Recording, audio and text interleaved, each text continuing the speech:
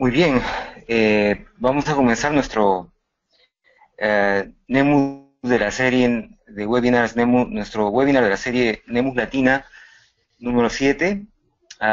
Y a propósito de experiencias regionales, en la ocasión anterior tuvimos los datos iniciales del estudio PREP demostrativo Brasil, que está en marcha, y el día de hoy tendremos una interpretación, un análisis de algunas lecciones para la futura implementación de la profilaxis preexposición en América Latina a partir de lo que fue la extensión de etiqueta abierta del estudio IPREX, ¿no? El estudio IPREX, como ustedes saben, fue el primer estudio sobre PrEP eh, enfocado en eficacia, cuyos datos fueron publicados.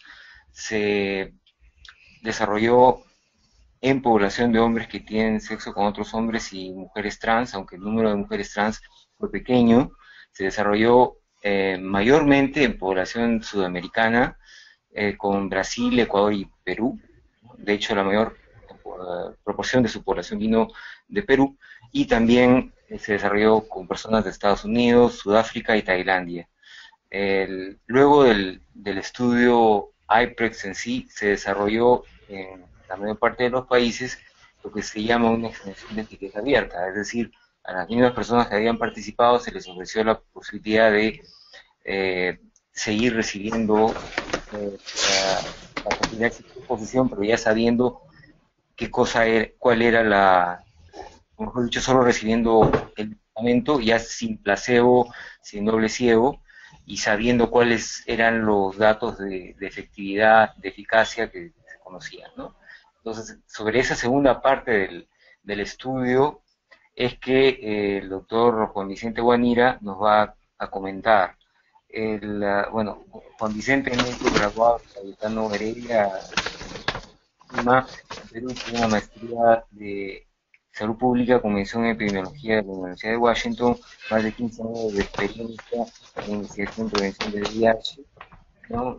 Y ah, ha sido, de hecho, en el momento actual es parte del equipo técnico del secretariado de NEMUS, y también un director ejecutivo de investigaciones médicas en salud. En fin, ustedes conocen a Juan, gente siempre está presente, apoyando el trabajo, y tenemos el gusto hoy día de discutir con él estos interesantes resultados. Juan Vicente, por favor.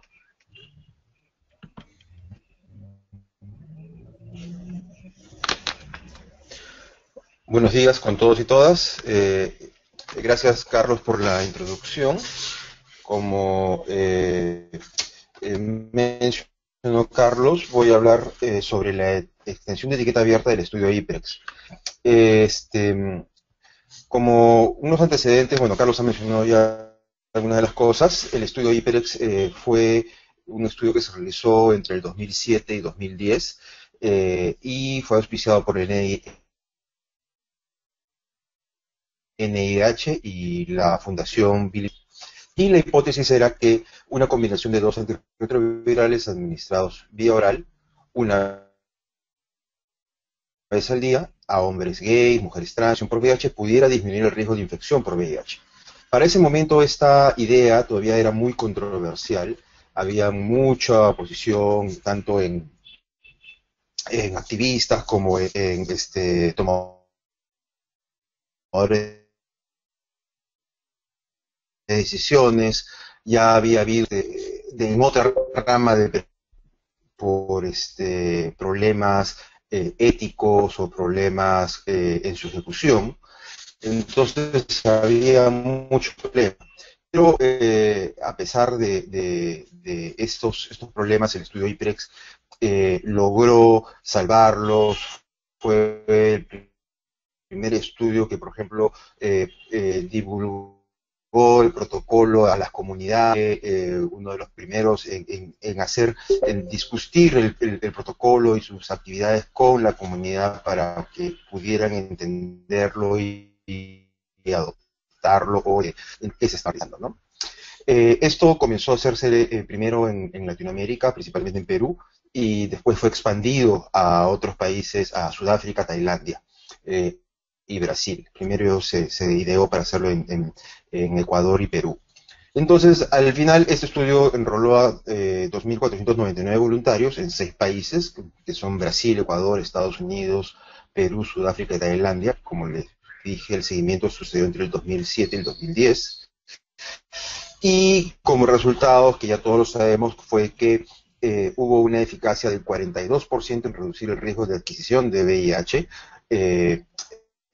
en una intención de tratamiento modificada, o sea, quiere decir que se tomó para la evaluación, se tomó en cuenta todos los pacientes o todos los voluntarios asignados a cada brazo, sin importar si habían o no habían tomado el medicamento o si fueron descontinuados antes de iniciar o no el medicamento por ser VIH positivos o infección aguda.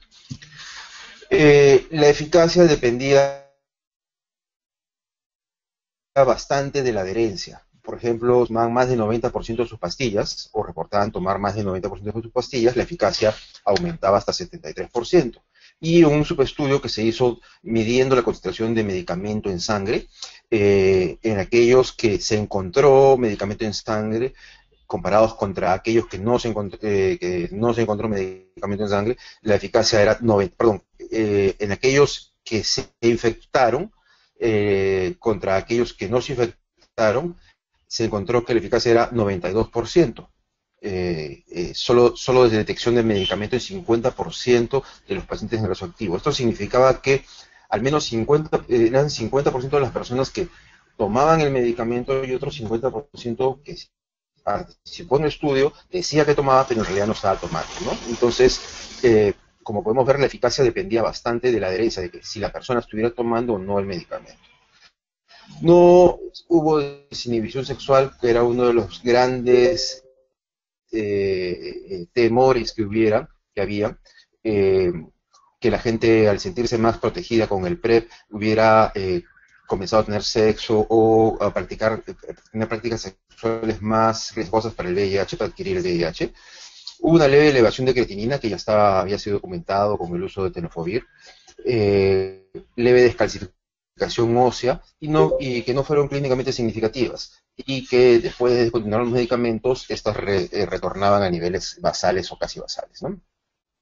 Con el estudio IPREX y con los otros estudios de profilaxis preexposición que se hicieron alrededor del mundo, en julio del 2012 se aprueba la indicación de profilaxis preexposición para VIH, con estudios basados en los estudios Partner PrEP, IPREX, FemPrep, VOICE.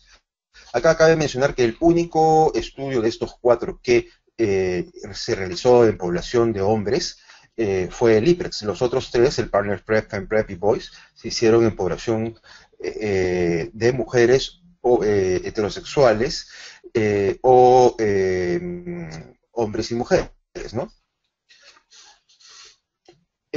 Acto seguido, la OMS lanzó las primeras guías de profilaxis preexposición, también en julio de 2012, y la indicación para PrEP, la prevención de adquisición de VIH, se dio en hombres gays, bisexuales, hombres y mujeres heterosexuales. Y juntamente con el tratamiento como prevención, se convierten en parte de las estrategias combinadas para la OMS, para la prevención combinada. Después de terminado el IPREX, teníamos la pregunta, ¿qué pasa ahora que ya se sabe que la profilaxis preexposición funciona? Las personas que estaban participando en el estudio cambiarán sus hábitos de toma de medicamentos, cambiarán sus hábitos sexuales, habrá la desinhibición, tomarán mejor los medicamentos, ya no tomarán los medicamentos, ¿qué pasaría? Entonces, para esto se ideó la iniciativa Profilaxis Preexposición, extensión de etiqueta abierta, que era llamada también el IPREX-OLE, que era seguir a los participantes del IPREX después de que ya se conocieran los resultados, para ver cuáles eran sus prácticas, cuáles eran sus características demográficas, comportamentales asociadas a la adopción y adherencia del PrEP, perdón. Confirmar la efectividad del PrEP en un ambiente más parecido a la práctica clínica. Ya no había ciego, todos los pacientes optaban por tomar o no tomar el PrEP, ¿no? Entender lo que pasó con las prácticas sexuales cuando la gente sabía que estaba recibiendo PrEP efectivo. Y validar los marcadores diseñados para el uso de PrEP por largos periodos. Por ejemplo, validar detección de medicamento dentro de dentro del organismo, el uso o no de la profilaxis preexposición. Recordemos que en el IPREX solamente el 50% de los pacientes o voluntarios tomaban la profilaxis preexposición, y eso disminuía mucho el poder para detectar diferencias en otros, en las variables que nosotros queremos evaluar, ¿no? Entonces, LibreSolé lo que iba a hacer era enrolar a todos los participantes a los participantes del IPREX que estuvieran sin infección por VIH al final del IPREX. Adicionalmente se enrolaron dos cohortes más en Estados Unidos, que eran también de personas que estaban en estudios de profilaxis preexposición. A estos se les invitó también a participar en este IPREX-OLE. Se iban a realizar visitas al día 0, a la semana 4, 8, 12 y después de cada 12 semanas hasta la semana 72. Se ofreció PrEP al enrolamiento si la persona era VIH negativa y sin síndrome de infección aguda. Si había síndrome de infección aguda, la iniciación de PrEP se difería hasta descartar la infección. Se podía empezar hasta la semana 48. Quiere decir que si yo decidía no iniciar la profilaxis preexposición al inicio del estudio, esta opción estaba abierta hasta 48 semanas después. O sea, yo podía iniciarlo a la semana 10, 24, simplemente me acercaba a la clínica, decía quiero iniciar la profilaxis preexposición, se me hacían los estudios basales para descartar infección aguda, y si todo estaba correcto, se iniciaba. Y se reforzaban las prácticas que ellos podían iniciar o suspender PrEP en el momento que lo quisieran. Si alguien decidía después de 2 meses, 4 meses, un año, suspender el PrEP, suspendía el PrEP. Todos fueron seguidos sin importar su decisión sobre PrEP. Si había los que decidieron iniciar o no, todos fueron seguidos. Esto es una tabla que nos muestra un gráfico que nos muestra cómo se distribuyeron los pacientes. Como vemos, el 65% de los pacientes venían, el 65% de la cohorte de PrEP participó en este estudio. Y después, como les mencioné, habían dos cohortes más pequeñas, el ATN 082 y US Study. Son dos pequeños estudios de profilaxis preexposición. El ATN es un estudio en población adolescente o joven, perdón, y el IPREX fue el que más participantes colaboró para este estudio, ¿no? De los 1.678 enrolados, al final fueron elegibles para iniciar PrEP 1.603. 75 fueron descartados porque había 1.603, 30 fueron descartados porque tenían síndrome retroviral agudo. O sea, su prueba inicial fue negativa, pero 2 tenían carga viral positiva y 3 nunca iniciaron PrEP, ¿no? Entonces, 25 se descartó el síndrome retroviral agudo, o se descartó la infección por VIH y iniciaron después su tratamiento. Como les mencionaba, algunos decidieron, o la gran mayoría decidió iniciar PrEP al enrolamiento, 72%, 6% inició PrEP después del enrolamiento, y 20% nunca iniciaron PrEP. Estos decidieron no iniciar PrEP y se mantuvieron ahí hasta el final del estudio. En cuanto a la adopción de PrEP, ¿quiénes decidieron iniciar PrEP? Decidieron principalmente gente que sentía que estaba en riesgo. La gente que tenía sexo anal receptivo sin condón tuvo una mayor proporción de aceptación de PrEP en relación a las que decían que no tenía sexo anal receptivo sin condón, ¿no? 75, 81% de los que sí reportaron versus 75 de los que no reportaron. Igual para las personas que tenían herpes simple tipo 2. Mayor proporción de las personas que tenían herpes simple tipo 2 decidieron participar, ¿no? No hubo una diferencia en la adopción de PrEP por edad, educación, si era mujer trans o no, el grupo de randomización previo, o sea, si estuvieron en la rama de PrEP o placebo en la fase ciega, o uso de alcohol, anfetaminas o cocaína durante el tamizaje, ¿no? ¿Cuáles eran las razones para no desear tomar el PrEP? La principal razón era los efectos adversos de la pastilla. 50% de las personas dijeron que no querían iniciar PrEP porque no optaron por PrEP porque tenían miedo de los efectos secundarios. Aquí las personas podían marcar más de una variable, una respuesta, así que suma más de 100 las casillas, ¿no? No querer tomar pastilla todos los días fue la segunda razón. No me gusta tomar pastillas. Puedo evitar el VIH de otras maneras, un 14%.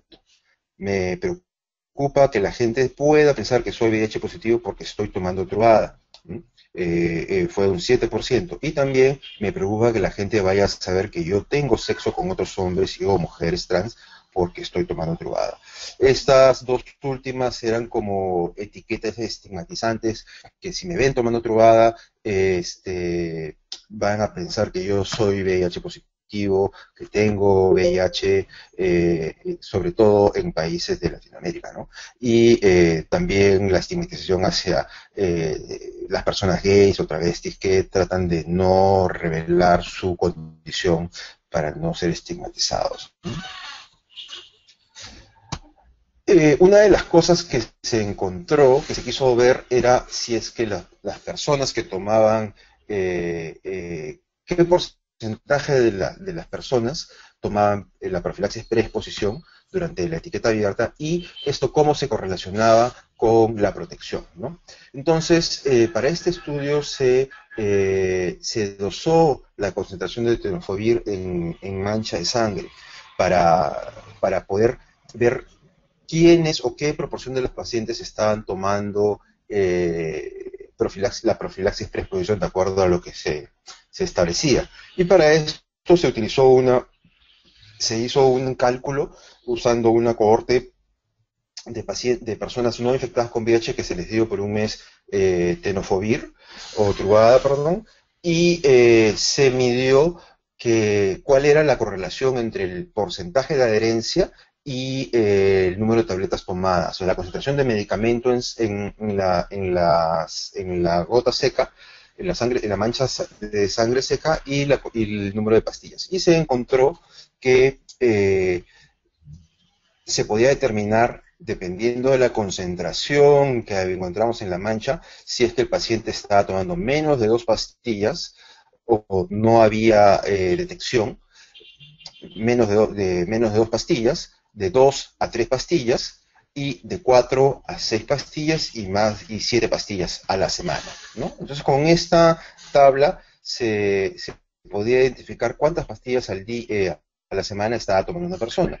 Y esto se correlacionó con la incidencia de VIH y el riesgo, la reducción de riesgo. Si tomaba menos de 2 pastillas, la reducción de riesgo era solo del 44%. Si tomaba entre 2 a 3 pastillas, esta mejoró hasta 84%. Y si tomaba de 4 a más pastillas, la reducción de riesgo era 100%. No hubo cero conversiones al VIH en personas que se detectó que tomaban de 4 a más pastillas, ¿no? Combinando de 4 a más pastillas, el rango iba desde 86 a 100%, la eficacia de la profilaxis preexposición, ¿no? Lo cual nos decía pues que no necesariamente tenemos que tomarlo todos los días, pero hay que tomarlo al menos 4 veces para tener una una gran eficacia, ¿no? Una buena eficacia. Al final del estudio se encontró que la incidencia en el periodo de estudio fue menor que la incidencia durante la etiqueta, la fase randomizada. Durante el OLE solamente hubo una incidencia de 2.6% en el brazo no PrEP y una incidencia de 1.83% en el brazo de PrEP. Como vemos, estas dos incidencias fueron mucho más bajas que las incidencias encontradas en el brazo, en la fase randomizada, ¿no? Y específicamente la incidencia de VIH en el brazo PrEP durante el OLE fue 49% más baja que en el brazo sin PrEP, ¿no? 1.83 versus 2.61, 53 más baja que el brazo en el brazo placebo de la fase randomizada, que fue 3.9, y 51% más baja que en el GAP. Este fase sin intervención fue el periodo entre el fin del IPREX y el inicio del IPREX-OLE. Para algunas sedes fueron solo algunas semanas o 2 o 3 meses, pero para otras, como en el caso de Perú, esta dilación demoró más de un año los pacientes demoraron más de un año en iniciar el PrEP en el OLE, ¿no? Entre el fin del IPREX y el comienzo del OLE. Y en este periodo se dieron varias seroconversiones que la incidencia fue casi igual a la incidencia en el brazo placebo del IPREX. ¿Qué cosas correlacionaban o qué se asociaron a encontrar medicamento en las muestras de gota seca? Principalmente que los pacientes tuvieran sexo receptivo anal sin condón al inicio del estudio, que reportaran 5 o más parejas sexuales en los últimos 3 meses, que tuvieran una pareja VIH positivo o infectada con VIH, que fueran de mayor edad, principalmente de 30 a más años, en comparación a los más jóvenes, y que tuvieran un mayor nivel de educación, secundaria completa o superior en relación a no tener secundaria completa. También se asoció a aumento de riesgo de no tener concentración de medicamento en sangre, tener una baja concentración de medicamento en sangre, ser mujer trans y beber alcohol, ¿no? Al menos una vez al día, al menos un trago al día cuando tomaba, ¿no? Estas dos se asociaron a mayor riesgo de no tener concentración de medicamento en sangre. En cuanto a las conductas de riesgo para el VIH durante el OLE, hubo una disminución en el autorreporte del número total de parejas sexuales, sexo anal receptivo e insertivo sin condón en ambos grupos. Por ejemplo, para sexo anal receptivo sin condón, la proporción disminuyó de 34 a 25% en el grupo de PrEP y de 27 a 20% en el grupo no PrEP. La reducción fue similar en los otros parámetros también. Y la incidencia de sífilis fue similar entre ambos grupos. 7.2 en el grupo de PrEP versus 5.4 en el grupo no PrEP, ¿no? No hubo diferencias significativas, lo cual indicaba que las prácticas sexuales se mantuvieron más o menos iguales en relación a tomar o no tomar PrEP. Otro estudio que se realizó, pero este solamente en Estados Unidos, fue un estudio cualitativo en participantes del OLE, que hizo 60 estudios, encuestas a profundidad sobre prácticas sexuales antes y durante el uso de PrEP.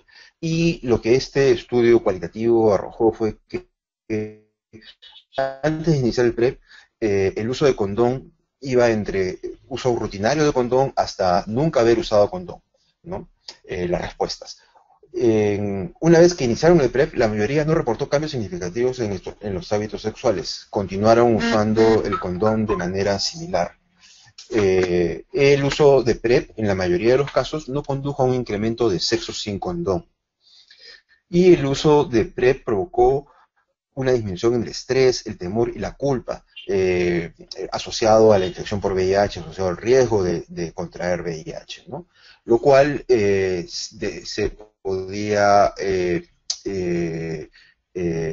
podía desembocar en un mejor manejo de los preservativos, de adopción de conductas sexuales de riesgo, ¿no? Para poder evitar así la infección por VIH. Juan En Vicente, conclusiones, creo que tienes una diapositiva de eso, pero no se ha visto. Porque tienes una diapositiva sobre conducta, pero no se ha visto todavía la otra, ¿no? Por si acaso. estoy ahorita en conductas sexuales durante el OLE. Ya, ¿Se pero ve? todavía estamos viendo lo de correlación de concentración de droga en fin. Ok, no importa. Creo que están retrasados los slides. Ya está bien, sigue nomás, no te preocupes.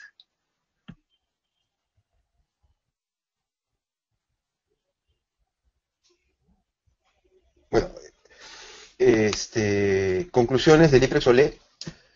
La principal es que la PrEP es aceptada por diferentes grupos demográficos cuando es provista sin costos y por personal experimentado en PrEP. El riesgo sexual estuvo asociado con mayor participación en el OLE, mayor uso de PrEP y mayor adherencia, ¿no? O sea, las personas que optaron por PrEP eh, tenían mayor riesgo sexual, las personas que usaron PrEP tenían mayor riesgo sexual y las personas que tuvieron más adherencia tenían mayor riesgo sexual, ¿no? La adherencia tiene que ser buena, pero no perfecta. Como les mencioné, la protección de 2 o 3 pastillas por semana fue 84% y 4 o más pastillas por semana 100% en este subestudio que se realizó, ¿no? El PrEP falla si la persona suspende el PrEP cuando todavía está en riesgo para el VIH. Si nosotros de preexposición, los niveles de medicamento van a bajar y el riesgo de VIH se va a restablecer rápidamente, menos de una semana después de haber suspendido el PrEP, ¿no? Se necesita más información sobre la adherencia y farmacocinética en mujeres trans. Esto ha devenido en que se han hecho algunos subestudios en mujeres trans para evidenciar si es que hay alguna razón por la cual ellas no fueron protegidas tan bien con el PrEP, si es que el uso de hormonas altera la protección de PrEP. Hay algunos estudios que se están realizando actualmente, pero hasta el momento no ha habido no ha habido factores biológicos o que indiquen que menor protección de PrEP en mujeres trans se debe bien se deberían a factores económicos, culturales, estigmatización de esta población que hacen que no puedan adoptar la profilaxis preexposición correctamente o a su libre albedrío, ¿no? La concentración de tenofovir en manchas de sangre seca es un marcador conveniente para el uso promedio de PrEP en periodos largos que correlaciona fuertemente con la protección de PrEP, ¿no? Como hemos visto, dosar el medicamento en estas manchas podía decirnos cuántas veces a la semana estaba tomando el medicamento una persona, fácilmente, ¿no? Posteriormente, al final del IPREX-OLE, que fue en julio del 2014, lamentablemente esta tan rica experiencia que se logró adquirir con estos dos estudios, tanto el IPREX como el IPREX-OLE, no pudo ser continuada en la región. No se generaron tal vez hasta este año un activismo en favor del PrEP entre hombres que tienen sexo con hombres y mujeres trans en América Latina, a diferencia de lo ocurrido en Estados Unidos, en donde a pesar de un inicio lento de adopción de PrEP, actualmente el PrEP es una de las formas de prevenir el VIH más eficientes que hay, y que en población HCH y trans, por ejemplo, en ciudades como San Francisco, la adopción de esta es bastante amplia y se ve reflejada en la disminución de la incidencia de VIH en estas ciudades, en donde eh, al parecer no se han reportado casos nuevos de infección por VIH en población que toma profilaxis preexposición, ¿no? Actualmente en América Latina, ningún país ha adoptado PrEP en sus programas de VIH. Solamente Brasil está desarrollando estudios demostrativos, aunque otros están en planes en varios países, ¿no? Brasil tiene, hasta donde tengo entendido, 2 estudios demostrativos de profilaxis preexposición. Uno de ellos ya nos lo comentó la vez pasada la doctora Beatriz Christen, ¿no? El uso de PrEP es muy limitado, es muy limitado en nuestra región, debido a que falta información de los posibles usuarios. Uno pregunta, al menos acá en Perú, pregunta por si saben lo que es profilaxis preexposición. Muy poca gente sabe lo que es profilaxis preexposición.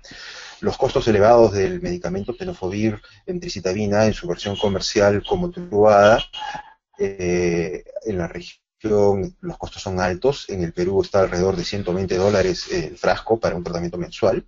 El desconocimiento o desconfianza por parte del personal de salud. Hay todavía mucha reticencia, tanto en Latinoamérica, creo, y también en Estados Unidos y en otros países de Europa, a indicar profilaxis preexposición, por algunos riesgos o temores de los prestadores de salud, que algunos de ellos están injustificados, ¿no? O simplemente por estigmatización a la población a la cual está indicado la profilaxis preexposición.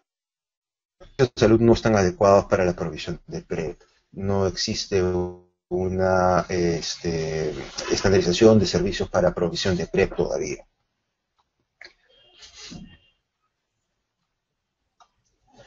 Las implicancias del IPREX-OLE para la implementación de un estudio demostrativo. Si la población objetivo es informada correctamente, la adopción de PrEP es alta. Estos pacientes, los voluntarios que participaron en el IPREX, tenían gran cantidad de información. Había mucha información en panfletos, en webs, se les daba información sobre lo que era la profilaxis, cuáles fueron los resultados del IPREX, y cuando se le da toda esa información, la adopción de esta medida es bastante alta en la población objetivo, ¿no? Quienes optaron por PrEP son mayormente personas con alto riesgo sexual. Es adecuado que se les priorice por criterios de mayor beneficio y también por mayor preferencia. Como hemos visto en el estudio de IPREX-OLE, los que mayormente adoptaron eran los que sentían que estaban en mayor riesgo para el VIH, y eran también los que mejor tomaban el medicamento, ¿no? Las personas con mayor riesgo sexual son conscientes de que necesitan nuevas maneras de prevenir el VIH, y el PrEP es una opción a considerar para ellas. Y aquellos que decidían no iniciar PrEP también se beneficiaron, porque muestran la incidencia que se encontró en aquellos que decían no tomar PrEP era baja, lo que supondría que tenían otras herramientas de prevención efectivas, o que correctamente evaluaban su costo-beneficio individual, no necesariamente económico. Era alto, ¿no? O sea, encontraron otras maneras de prevenir el VIH y decidieron, no, el PrEP no es para mí, yo puedo protegerme de otras maneras, tengo pareja estable, no tengo, o puedo usar el preservativo correctamente con mi pareja o con las parejas que tenga, tenía otros métodos de prevenir el VIH, ¿no?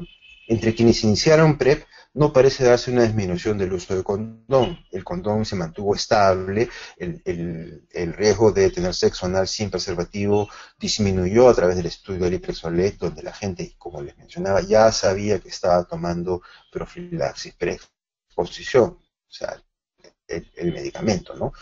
A pesar de eso, las conductas sexuales de riesgo, como tener sexo receptivo sin condón, no aumentaron. Algo muy importante que también se desprende del IPREX-OLE es que es el compromiso del Estado y el involucramiento de las comunidades son desde un inicio elementos indispensables para la adopción de esta estrategia preventiva, si los resultados son positivos. Como les mencioné al inicio, durante la implementación del IPREX hubo gran controversia en relación a si se debía o no se debía hacer, y el involucramiento de las comunidades, el involucramiento de las autoridades, sobre todo en Perú, hicieron posible el inicio del IPREX y la consecución de los resultados tan favorables que se encontraron, ¿no? Después este apoyo tanto de las autoridades como de las comunidades fue menguando poco a poco. Ya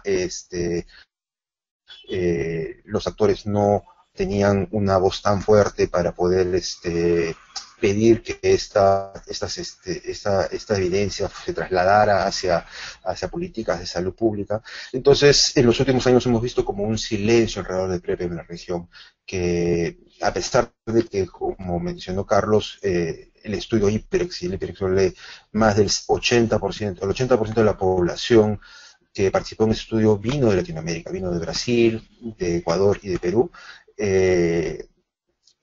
En nuestros países estas políticas aún no se han adoptado, ¿no? Y recién estamos viendo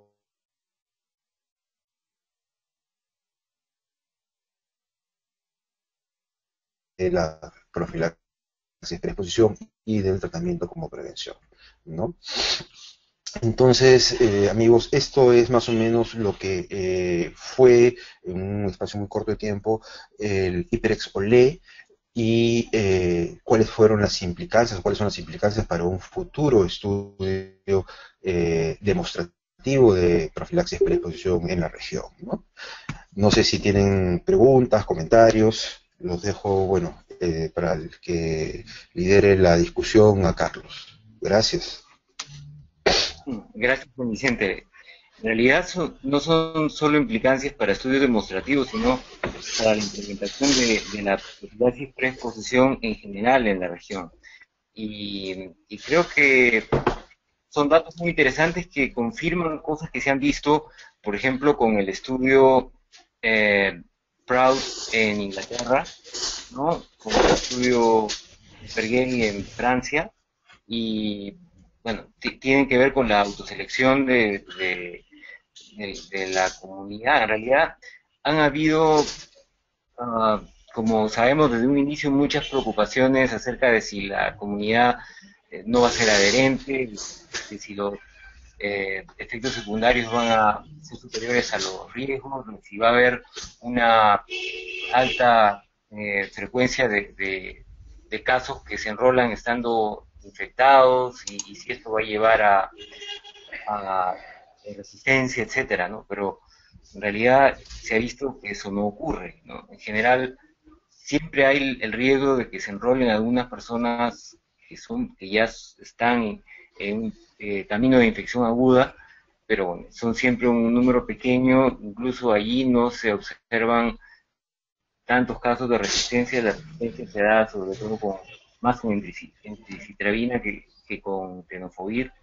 Y luego hay una idea bastante clara por parte de la gente que, en relación con su riesgo sexual, y las personas que saben que tienen un mayor riesgo sexual son las personas interesadas en adoptar una estrategia distinta, porque saben que necesitan algo más, ¿no? En algunos casos junto con el preservativo, en otros casos alternativamente al preservativo, pero evidentemente esto no es común, ¿no? Y hay cosas bien interesantes que tú has mostrado en el sentido de que en general de quienes entran la adherencia es alta, las conductas sexuales no varían mucho, o si varían, bueno, en el sentido de disminuir un poco el riesgo. La disminución de riesgo bueno, suele ser frecuente en los estudios con seguimiento, ¿no? Pero no hubo en esta cohorte un aumento del riesgo. Fue por el contrario una disminución del riesgo, lo que se observó en ambos brazos. Y luego tenemos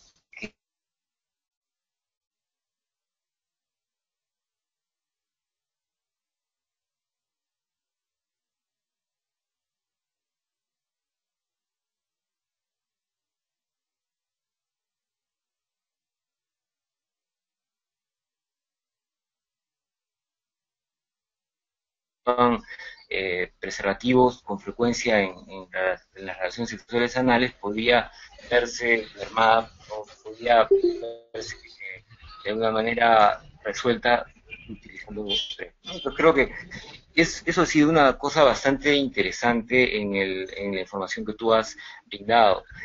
Un dato más, que creo que es importante, y hay que decirlo, ¿no? En la región no hemos avanzado mucho, pero vemos que en la misma Europa el camino es lento, no porque no se reconozca el valor de la estrategia, sino por un tema distinto, por el tema del costo.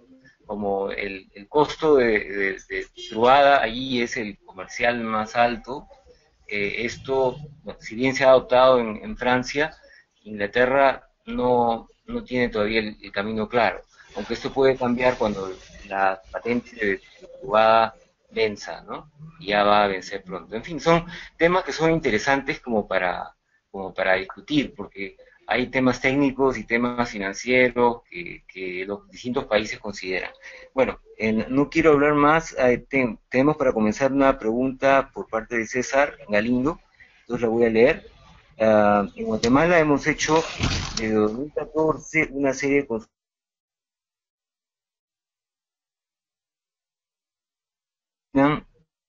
todos opinan, pero después de un insistente trabajo, perdón, al principio todos se oponían, pero después de un insistente trabajo hemos cambiado la posición de los grupos trans, gays, cooperación y gobierno y ahora la apoyan. De hecho, aparecerá como estrategia de prevención en el nuevo Plan Estratégico Nacional. De hecho, tenemos un año de ofrecer la PrEP en nuestra clínica comunitaria.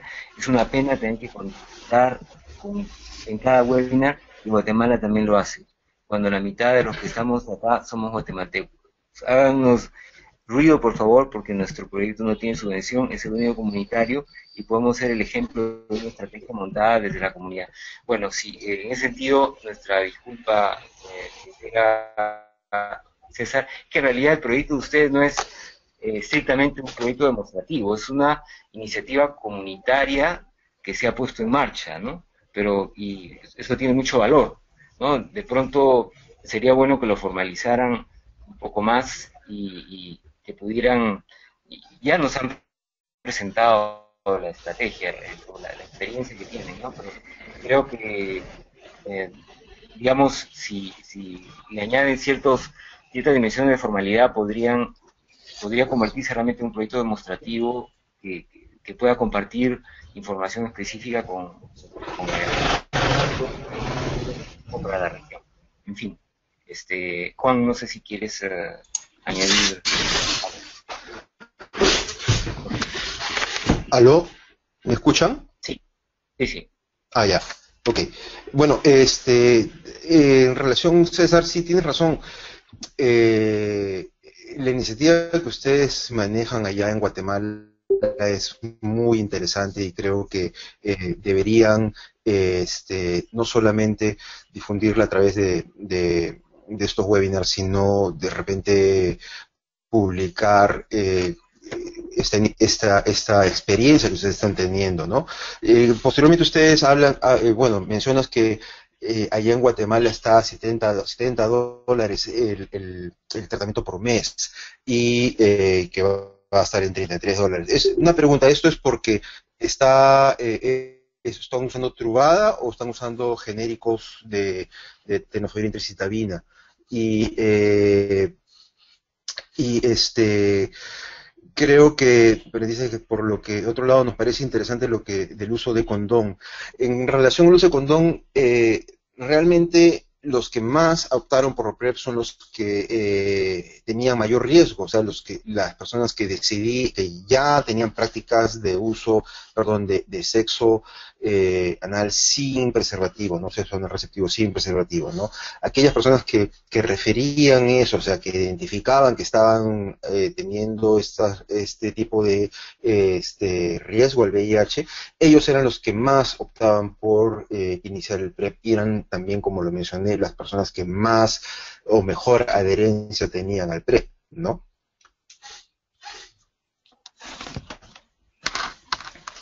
Hola a todos, El buenas. micrófono. Adelante, por favor, habla. Creo que me escuchan. Sí, sí, sí, Sí, claro. ok. Sí, Bien, buenos días. Muchas gracias por darnos la palabra.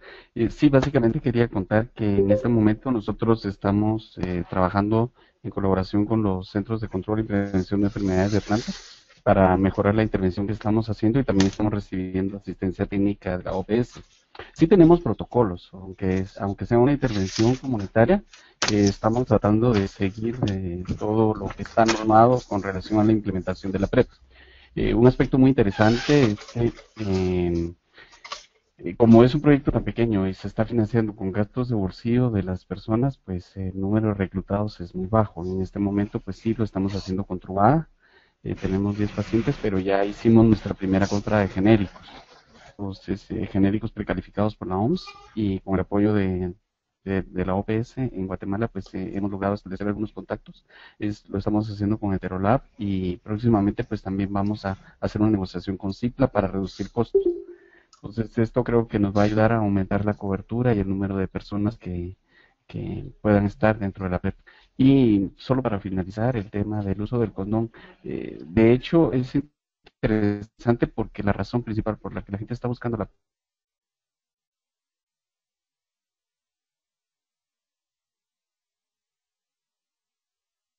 ya están preocupados por la infección de VIH. Y ese es un aspecto muy interesante porque les preocupa su salud, son sumamente adherentes y, y se toman la PrEP con un alto nivel de eficacia.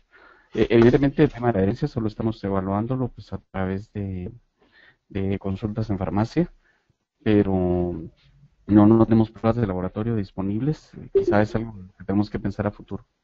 Pero bueno, gracias por dejarnos participar. No, por el contrario, gracias por tu participación. Honestamente creo que, bueno, entiendo que por el número pequeño y por el hecho de que la gente se paga el tratamiento, no se convierte estrictamente en un estudio demostrativo, pero pienso que la iniciativa valiosa daría para que a partir de lo que tienen se construya un estudio demostrativo, ¿no? De hecho, deberíamos, con gusto podemos tal vez conversar para ver qué ideas pueden surgir respecto a esto, porque creo que sería valioso en Centroamérica tener un estudio demostrativo, ¿no? Que de repente pudiera abarcar algún otro país también, no sé.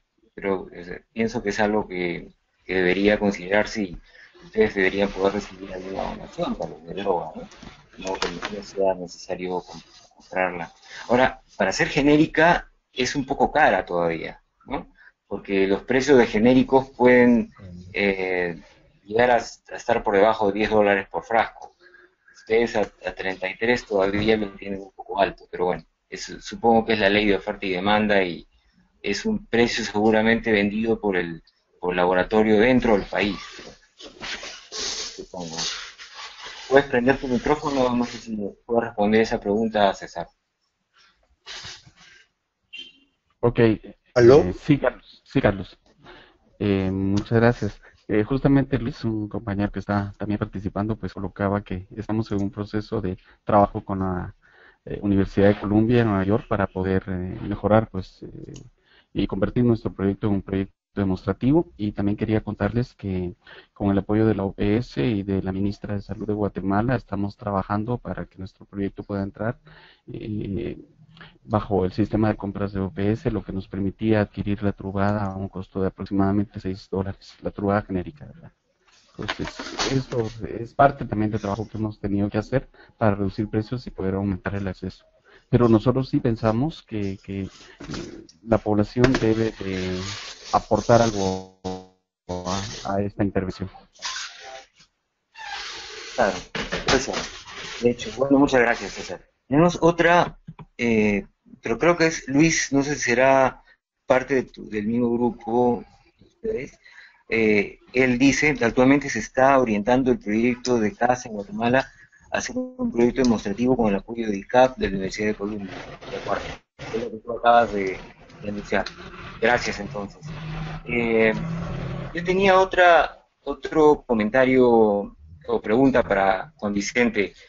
¿Cómo explican que, bueno, o sea, esperaban encontrar una efectividad diferencial entre los dos brazos y cómo explican que haya bajado el riesgo en ambos brazos en este caso y un poco fue esa una sorpresa en el estudio de Prexolé. ¿Qué nos dirías al respecto, Juan Vicente? Bueno, en relación a la disminución en la incidencia en ambos brazos en relación al IPREX, creo que se debe adicionalmente a que las personas en el IPREX OLE tuvieron mejor adherencia al medicamento de estudio, a que se segregaron en dos grupos autodefinidos, ¿no? Los que no desearon iniciar PrEP y que probablemente tenían otras formas de prevenir el VIH efectivas, y los que sí tenían riesgo aumentado para adquirir el VIH y que optaron por tomar la profilaxis preexposición de una manera más consistente, ¿no? Lo cual hizo que la incidencia de VIH bajara bastante en relación al estudio IPREX en el brazo control, ¿no? Entonces se crearon dos grupos, los que tenían herramientas para poder prevenir el VIH más eficientemente, que decidieron no iniciar la profilaxis preexposición en su mayoría, y los que sí pensaban que estaban en riesgo para adquirir VIH y que el PrEP les iba a ayudar a disminuir ese riesgo, ¿no? Entonces, como vemos en ellos, la incidencia fue 1.80 y tantos, que fue más de la mitad de lo que hubo en el brazo placebo del IPREX, ¿no? Entonces, por eso creo que se explica la bajada de la incidencia en ambos grupos, tanto en el que no decidió iniciar como en el que decidió iniciar el medicamento, ¿no? Claro, me parece interesantísimo lo que dices, porque en realidad entonces la gráfica que presentaste es un poco engañosa, porque los grupos, o sea, originalmente tenías una asignación de Claro, intervención aleatorizada. aleatorizada, o sea, al azar, donde tenías en ambos grupos personas con un poco más de riesgo, con un poco menos de riesgo, y en un grupo que recibía Truvada, uno que recibía placebo. Y ahí tuviste pese a la adherencia mediana, tuvieron una clara mientras que acá no, pero porque ya personas del grupo, personas de ambos grupos que tenían riesgo alto decidieron tomar la PrEP, y las personas de ambos grupos que tenían menor riesgo decidieron no tomarla, pero aparentemente en ambos grupos se vio que había más o menos una protección efectiva, uno con PrEP y otro sin PrEP. Los grupos eran distintos porque tenían distintas eh, eh, prevalencias de conductas de riesgo, en fin. O sea, creo que es muy interesante, o probablemente también algunos con compañeros sexuales heteropositivos, etcétera, ¿no? Cosas que no necesariamente se ven en las gráficas que has presentado. Entonces creo que esa, para mí un mensaje muy importante es que la gente tiene capacidad de análisis de su propia situación y decide qué le conviene y qué no. Y a partir de su decisión decide, digamos, asumir una estrategia preventiva con compromiso, con adherencia, uh, ¿no? Ya sea la PrEP o seguir usando el preservativo de esa manera, ¿no? Creo que esto muestra que la gente o sea, tiene ciertos elementos de racionalidad en el análisis de su riesgo, ¿no? Y cómo puede ser hacer a partir de ahí para prevenirlo, ¿no? Es muy importante, creo que es muy, ya, para mí es un mensaje de optimismo en relación con la comunidad y su capacidad de decidir cosas, ¿no? Es un mensaje de empoderamiento. No sé si tú tienes algo que mencionar. Bueno, estoy completamente de acuerdo contigo, Carlos. O sea, lo que mostraron tanto el IPRES como el IPRES OLE es que, como tú dices, ¿no? Al empoderar a las personas sobre su capacidad de decisión sobre tomar o no tomar el PrEP, se benefició a todo el conjunto, ¿no? O sea, los que tenían otras opciones o tenían riesgos bajos decidían no iniciar PrEP y se cuidaban o prevenían de otras maneras, y los que pensaban que tenían mayor riesgo de adquirirlo o no podían utilizar medidas adecuadas para prevenir el VIH, decidían tomarlo. Y a nivel global, la incidencia de VIH bajó considerablemente en ambos grupos, ¿no? Que es lo importante que se ha demostrado, ¿no? Y que se está viendo en la práctica, por ejemplo, en San Francisco, ¿no? Que reporta en estos últimos tiempos que incidencias realmente bajísimas o no nuevos casos de infección de VIH en programas de PrEP, ¿no? O sea, a nivel de la ciudad, creo que es interesante lo que pasa en San Francisco porque hay una superposición o yuxtaposición y sinergia entre estrategias, ¿no? Hay una tasa muy alta de testing, la mayor parte de gente que es positiva sabe que lo es, hay una comunicación más o menos abierta sobre el estatus del VIH y la gente, bueno, creo que tiene buen nivel de información para saber cuál es el riesgo de sus actos sexuales, y sobre esa base hay gente que decide con bastante claridad si necesita o no usar la PrEP y la usa. Hay un uso bastante alto, entonces, y además un clima social y de derechos humanos en cuanto a diversidad sexual y sexualidad bastante positivo. La suma de ese conjunto de cosas hace que haya bajado considerablemente la incidencia de VIH en San Francisco, una de las ciudades más notables al respecto.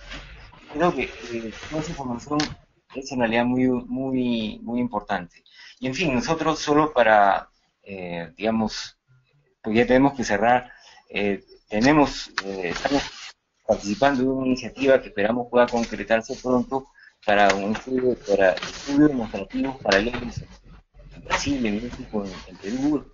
Esperamos que estamos justo en el proceso de diseño final y ojalá que esto pueda comenzar pronto porque creemos que en estos tres países nuestros que tienen cada uno sus realidades dentro de la región se puede conseguir información que puede servir para muchos otros países, ¿no? En fin, creo que tenemos que cerrar, ya hemos cubierto la hora, pero esta discusión es siempre este tipo de discusiones es muy importante, muy interesante. Entonces, te agradecemos mucho, don Vicente, por habernos hecho esta revisión rápida. Agradecemos a todas y todos los presentes hoy día. Les recordamos que esta sesión se ha grabado y va a ser subida a nuestra página web y al canal YouTube más tarde o mañana. Bueno, vamos a tener varios webinars antes del final del año, algunos de ellos en inglés, ¿no? Por ejemplo, sobre datos presentados en la conferencia Research for Prevention, que fue hace 2 semanas, una presentación sobre el estudio de PrEP in the Wild, con Jerry Galea, una presentación también sobre PrEP en adolescentes, en fin, estén pendientes de la información que va a venir. Y nuevamente, gracias a Juan Vicente y gracias a todas y todos por estar hoy día con nosotros. ¿Okay? Adiós. Gracias a todos, adiós. Adiós. Hasta luego.